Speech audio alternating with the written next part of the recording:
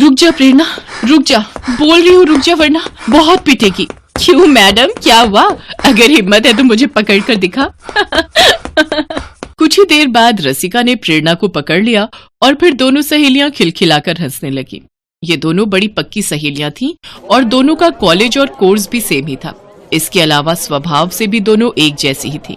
हालांकि इन सब चीजों के बावजूद दोनों में एक बहुत बड़ा अंतर था। रसिका बहुत पैसे वाले घर से थी। उसके पिता की शहर में कई फैक्ट्रियां थीं, जबकि प्रेरणा के पिता एक मामूली किसान थे। पर पढ़ाई में बहुत अच्छी होने की वजह से प्रेरणा को स्कॉलरशिप मिल गई थी, जिसकी मदद से वो भी रसिका के साथ इतने बढ़िया कॉलेज में पढ़ रही थी। फिर एक दिन कॉलेज में, क्या हुआ मैडम, किस सोच में डूबी हैं? अरे तू आ गई पर इतनी लेट, कहाँ बिजी थी? अरे वो मैं बाबा के साथ खेत में काम करवा रही थी तो बस उसी में थोड़ा लेट हो गया। अच्छा चल फिर कोई बात नहीं, कुछ जरूरी बताना है तुझे। हाँ तो बताना। यार वो लोग कल घर आए थे। कौन? अरे वही लड़के वाले जिनके बारे में मैंने तुझे पिछले हफ्ते बताया था। अरे वाह, तो जल्दी बताना, लड़का कौन है, कैसा दिखता है, क्या करता है? डॉक्टर है, वो 2 भाई हैं, दोनों ही डॉक्टर हैं। अब बड़े भाई का रिश्ता आया है मेरे लिए। तुझे कैसे लगे डॉक्टर साहब? प्रेरणा की बात सुनकर रसिका मुस्कुरा दी और रसिका की इस मुस्कान को देखकर प्रेरणा फौरन समझ गई कि उसे आकाश पसंद है। रसिका ने प्रेरणा को आकाश की फोटो दिखाई, जिसे देखकर प्रेरणा ने कहा, अरे वाह यार, सच में जीजू तो बड़े स्मार्ट हैं। और ये शायद इनके छोटे भाई होंगे, है ना? हाँ, विकास नाम है इनका। बढ़िया है। अब सच यार, मैं तेरे लिए बहुत खुश हूँ। बस अपने ससुराल जाकर मुझे भूल मत जाना। तू पागल है क्या? तू कोई भूलने वाली चीज है क्या मेरी जान? प्रेरणा और रसिका दोनों ही बहुत खुश थे। सब कुछ बढ़िया चल रहा था, लेकिन फिर एक दिन अचानक प्रेरणा के पिता के खेत के बगल से बह रही नहर में बाढ़ आ गई और सारा पानी खेत में आ गया। कटने को तैयार खड़ी फसल पूरी की पूरी चौपट हो गई। ये मंजर देखकर प्रेरणा के पिता को हार्ट अटैक आ गया और उनकी मौत हो गई।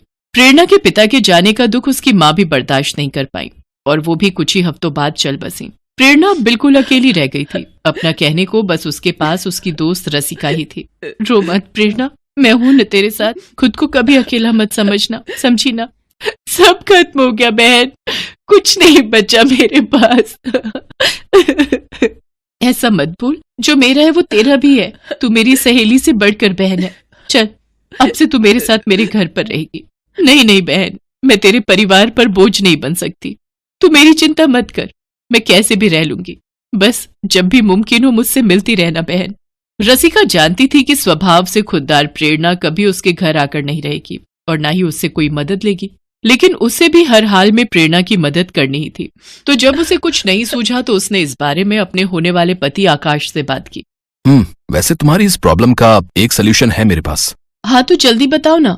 तुमने बताया कि तुम्हारी सहेली बहुत खुददार है, मतलब किसी का एहसान नहीं लेगी। पर नौकरी तो कर सकती है ना? क्या मतलब? तुम्हारे पापा की इतनी सारी फैक्ट्रीज हैं, तो उन्हें मैनेज करने के लिए मैनेजर्स तो चाहिए होते होंगे ना? रसिका को आकाश ने बहुत अच्छा आइडिया दे दिया था। अगले ही दिन रसिका ने प्रेरणा से इस बारे में बात की। पहले तो प्रेरणा ने इनकार किया, लेकिन रसिका के बार बार कहने पर वो मान गई। रसिका ने अपने पापा से इस बारे में बात की तो उन्हें भी प्रेरणा को अपनी एक फैक्ट्री का मैनेजर बनाने में कोई परेशानी नहीं थी, क्योंकि वो भी प्रेरणा को काफी पहले से जानते थे और असल में वो भी प्रेरणा को अपनी बेटी जैसा ही समझते थे। तो इस तरह प्रेरणा अब रसिका के पापा की फैक्ट्री में मैनेजर बन गई। कुछ ही दिनों बाद कॉलेज का रिजल्ट भी आ गया और प्रेरणा ने पूरे कॉलेज में टॉप किया। इसके साथ ही प्रेरणा अपनी नौकरी भी पूरी ईमानदारी और मेहनत से कर रही थी। कुछ ही समय में वो फैक्ट्री का सारा काम बहुत अच्छे से संभालने लगी। अपनी शादी की तैयारियों का हवाला देकर रसिका ने किसी तरह प्रेरणा को उसके साथ उसी के घर में रहने के लिए भी मना लिया। फिर एक दिन, अरे रसिका। हाँ जी पापा। बेटा, ये प्रेरणा तो सच में बहुत होशियार है। पता है, जिस फैक्ट्री में पिछले 1 साल से मुझे कुछ नहीं बच रहा था, प्रेरणा के आते ही न सिर्फ ऑर्डर बढ़े हैं, बल्कि वो फैक्ट्री तो मुनाफे में भी आ गई है। हाँ तो ऐसे थोड़ी ना मैंने आपको उसे जॉब पर रखने को बोला था। वो सच में बहुत अच्छी है। हाँ बेटा, सच में बड़ी प्यारी बच्ची है। जितनी समझदार और मेहनती है, उतनी ही संस्कारी भी है। लेकिन किस्मत ने बड़ा बुरा खेल खेला है बेचारी के साथ। सच में, अगर मेरा कोई बेटा होता तो मैं प्रेरणा को अपने घर की बहू बना लेता। अपने पिता की इस बात पर रसिका मुस्कुरा दी, लेकिन कहीं न कहीं उसे ये भी एहसास था कि वाकई उसकी शादी हो जाने के बाद प्रेरणा बहुत अकेली पड़ जाएगी और भविष्य में उसकी शादी भी किससे और कैसे होगी, ये भी एक बड़ा सवाल था। फिर एक दिन, ओए प्रेरणा की बच्ची, हाँ बोलना, तू मैनेजर क्या बन गई? बड़े नखरे हो गए तेरे। मेरे लिए बिल्कुल भी टाइम नहीं है तेरे पास। मेरी शादी आ रही है और तू है कि बस फैक्ट्री से घर और घर से फैक्ट्री में ही उलझी रहती है। मेरा लहंगा, पार्लर और ज्वेलरी कुछ भी फाइनल नहीं हुआ अब तक। अच्छा बाबा, मैं अंकल से बात करके छुट्टी ले लेती हूँ और आज के आज सब फाइनल कर देते हैं। अब तो ठीक है ना? पापा से मैंने बात कर ली है, तेरी छुट्टी अप्रूव्ड है। चल अब जल्दी से मेरे साथ चल। ऐसे ही रसिका की शादी का दिन भी आ गया। गहनों से लदी रसिका दुल्हन के रूप में बहुत ही सुंदर लग रही थी। रसिका के पापा ने शादी में अपनी हैसियत के अनुसार काफी खर्च किया था। शादी की तैयारियां पूरी थी और दूसरी तरफ जग्गा डाकू भी तैयार था।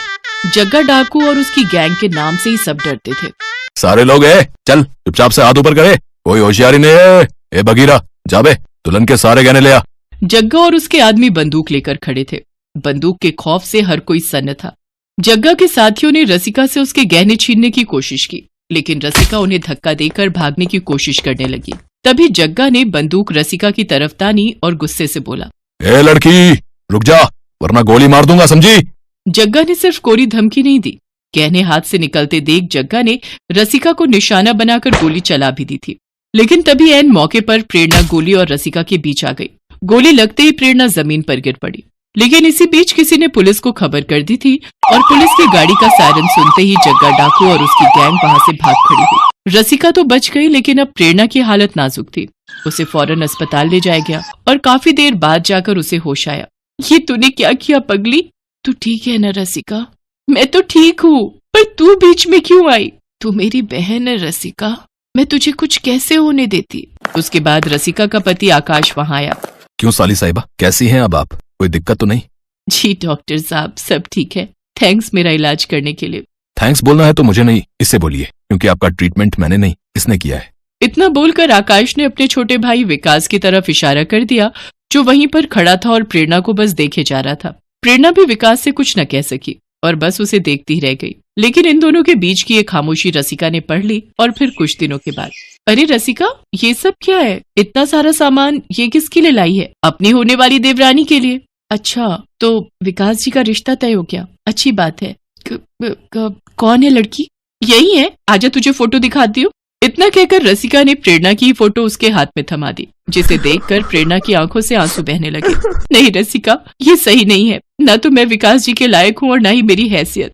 ऐसा तुझे लगता है, विकास भैया और हमारे परिवार को नहीं। सच मान प्रेरणा, ये शादी तुझ पर कोई एहसान नहीं है, बल्कि ये तेरा हक है जो तुझे मिलना ही चाहिए। हाँ, पर मेरी एक शर्त है, शादी के बाद मैं तेरी जेठानी हो जाऊंगी, तो थोड़ा अदब से बात करना मुझसे, समझी?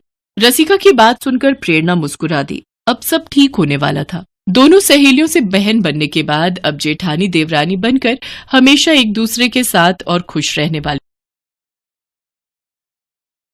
रूपा अपने पति नामदेव और बेटी संध्या के साथ अजमेर में रहती थी। पति की नौकरी भी ठीक थी, 2 कमरों का अपना मकान भी था। रूपा ने संध्या को भी अच्छे स्कूल में डाल रखा था। नामदेव भी रूपा और संध्या की खुशी का ख्याल रखता था। सब कुछ ठीक चल रहा था, पर अचानक मानो रूपा की खुशियों को किसी की नजर लग गई। नामदेव को दोस्तों के साथ खाने पीने की आदत पड़ गई। वो अक्सर पार्टी करने के बहाने दोस्तों में शराब पर पैसा बहाने लगा। नामदेव रोजाना आधी रात तक नशे में चूर घर लौटता था। एक दिन, आपने लौटने में बहुत देर कर दी। आप रोजाना शराब पियोगे तो आपकी सेहत को नुकसान होगा। मुझे उपदेश मत दे, और मेरी डॉक्टर बनने की जरूरत नहीं है, ठीक है ना? मैं अपने दोस्तों के साथ जाता हूँ, तो तुझे क्यों तकलीफ हो रही है? मैं रोज पीऊंगा। तुझे यहाँ नहीं रहना तो चले यहाँ से, चल। नामदेव की ये गंदी आदत बढ़ती जा रही थी। हर समय नशे में रहने की वजह से वो दिन में सोता रहता था, इसलिए उसे नौकरी से भी निकाल दिया गया। धीरे धीरे नामदेव ने अपना सब कुछ बेच दिया, यहाँ तक कि घर भी। अब वो रूपा और संध्या को लेकर एक किराए के घर में रहने लगा। रूपा परेशान रहने लगी। एक दिन, अरे ये संध्या के स्कूल से फीस का नोटिस, अब मैं क्या करूं? कहाँ से फीस के पैसे लाऊं? माँ, भूख लगी है, कुछ खाने के लिए है तो दे दो। रुक, मैं सब्जी वाले की दुकान से आलू लाकर तुझे रोटी बनाकर देती हूँ। हाँ माँ, तुम्हारे हाथ का आलू का पराठा तो बहुत स्वादिष्ट होता है। संध्या आलू लेने बाजार चली जाती है। रास्ते में वो सोचती जा रही थी कि ऐसा क्या करे कि संध्या की फीस भर सके। तभी उसकी सहेली का फोन आ जाता है। वो दूसरे शहर में रहती है। सहेली के बार बार पूछने पर रूपा उसे अपनी सारी परेशानी बताती है। अलका, बस यही सोच रही हूँ कि अभी संध्या की फीस भरनी है, घर का खर्चा, सब कैसे होगा। अरे तू घबरा मत, सब ठीक हो जाएगा। अभी इस वक्त तू कहाँ है? संध्या को मेरे हाथ के आलू के पराठे बहुत पसंद है, आलू लेने जा रही थी। आलू के पराठों से याद आया, तू तो राजमा चावल कितने टेस्टी बनाती थी, याद है? सब उंगलियां चाटते रह जाते थे। तू राजमा चावल बनाकर क्यों नहीं बेचती? इससे तेरी कमाई भी हो जाएगी, जिससे तू थोड़ा बहुत परिवार का खर्च उठा पाएगी। सहेली की बात रूपा के दिल में घर कर गई। उसे एक उम्मीद दिखाई दी, पर शुरुआत कैसे करे उसे अब यही सोचना था। अगले दिन उसने राजमा और चावल बनाए और पतीले में लेकर घर के पास सड़क के किनारे बैठ गई। पूरा दिन धूप में वो बैठी रही, पर किसी ने भी उसके राजमा चावल नहीं खरीदे। शाम को वो घर आ गई, उसके राजमा चावल बिल्कुल भी नहीं बिके। वो घर आकर रोने लगी। मैं क्या करूं भगवान, मैंने कोशिश की पर कामयाब नहीं हुई, मुझे हिम्मत दो भगवान। माँ, जब मैं कभी परीक्षा में अच्छा नहीं करती तो तुम ही तो मुझे कहती हो दोबारा मेहनत करूं। आप भी कल दोबारा कोशिश करना माँ।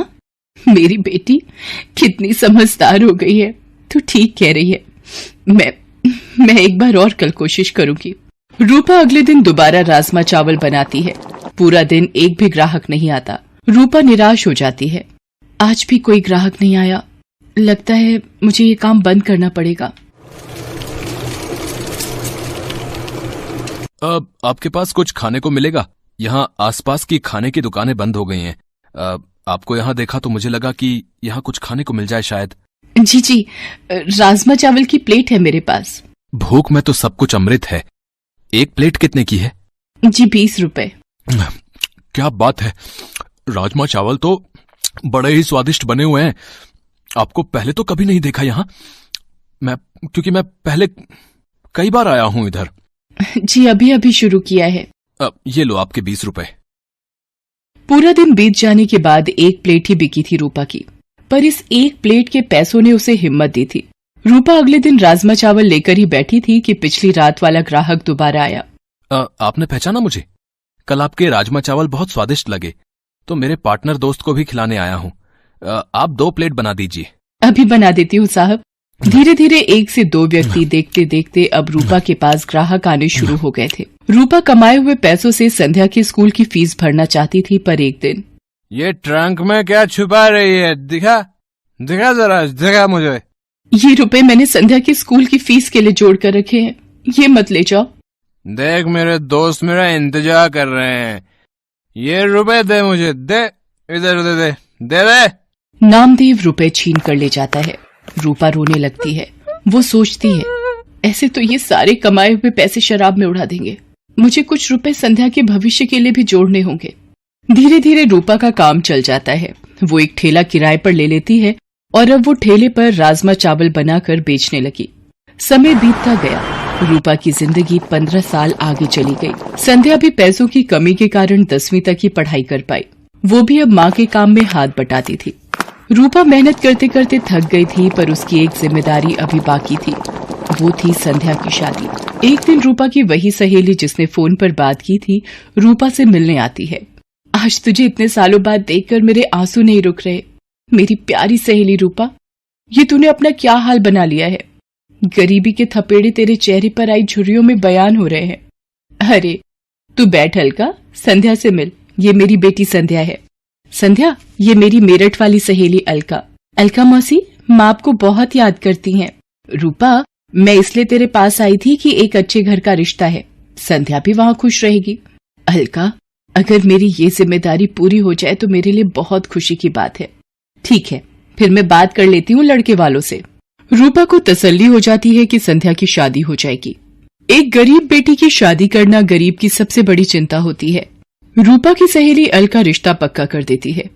रूपा को ये था कि संध्या की शादी के लिए पैसे जोड़ने हैं, इसलिए वो सुबह जल्दी जल्दी उठकर ज्यादा खाना बनाने लगी। सुबह से लेकर रात तक ठेले पर खड़े रहना। एक दिन रूपा को चक्कर आता है और वो गिर पड़ती है। संध्या चिल्लाती है, माँ आंखें खोलो माँ, मैं अभी डॉक्टर को बुला कर लाती हूँ। I am sorry, she is no more. Body से ज्यादा काम लिया है इन्होंने। कमजोर शरीर ये झेल नहीं पाया, इसलिए बीपी बढ़ गया और हार्ट अटैक आ गया। संध्या की तो मानो जिंदगी ही रुक गई। उसकी माँ चली गई। वो बिलक बिलक कर रोने लगी। तभी नामदेव आ जाता है। वो भी मरी हुई रूपा के आगे रोने लगता है। संध्या उसे कहती है, बापू, मेरी माँ के शरीर को हाथ मत लगाओ। आज आपकी वजह से मेरी माँ इस दुनिया से चली गई। मुझे माफ कर दे मेरी बच्ची, मैंने ये क्या कर दिया प्रभु। रूपा, मुझे माफी मांगने का मौका भी नहीं दिया तूने। मेरे पापों के कारण तू चली गई। संध्या माँ की याद में दिन भर उदास बैठी रहती थी। नामदेव भी अब संध्या की चिंता में परेशान रहता था। वो कोई काम ढूंढने भी क्या जाता, सब उसकी पुरानी बुरी आदतों को जानते थे, इसलिए काम नहीं देते थे। एक दिन अलका रूपा से मिलने आती है और उसके मरने की खबर सुनकर वो भी बहुत दुखी होती है। वो नामदेव को संध्या के रिश्ते की बात बताती है। देखिए नामदेव जी, अब मेरी सहेली रूपा तो नहीं रही, पर संध्या की शादी की जिम्मेदारी अब आपको निभानी है। लड़के वाले जल्दी ही शादी करना चाहते हैं, आप सोचकर जवाब दे देना। अलका के जाने के बाद नामदेव सोच में पड़ जाता है कि उसके पास तो एक पाई तक नहीं जो वो संध्या की शादी कर सके। वो रूपा को याद करके रोने लगता है। तभी एक आदमी आता है। जी नमस्ते, मेरा नाम मोहन है। रूपा जी के बारे में पता चला, सुनकर बहुत दुख हुआ। आपको कुछ काम था रूपा से? जी, एक दिन मैं रूपा जी के ठेले पर राजमा चावल खाने आया था, तभी उनसे बात हुई। मैं जरूरतमंद लोगों के लिए एक बैंक योजना चलाता हूं। रूपा जी भी मेरे पास रुपए जमा करवाती थीं। वो जब भी पैसे जमा करने आती तो यही कहती थीं कि मेरी बेटी संध्या की शादी में काम आएंगे। आज वही रुपए मैं देने आया हूं। पिछले दिनों उन्होंने मुझे फोन किया था कि बेटी की शादी के लिए जरूरत है तो मैं उन्हें दे दूं। ये लीजिए, ब्याज मिलाकर 3.5 लाख रुपए उनके बैंक में जुड़े हुए हैं। आज उन्हें देने आया था। रूपा, तुम अपनी जिम्मेदारी निभाना नहीं भूली। जाते जाते भी अपनी बेटी की शादी की जिम्मेदारी निभा गई। संध्या बेटी, देखो, तुम्हारी माँ की तरफ से शादी का तोहफा ये अंकल जी लाए हैं। संध्या भी ये सब देखकर रोने लगती है। उन रुपयों को नामदेव संध्या की शादी में लगा देता है और संध्या को ढेर सारा आशीर्वाद देकर विदा कर देता है।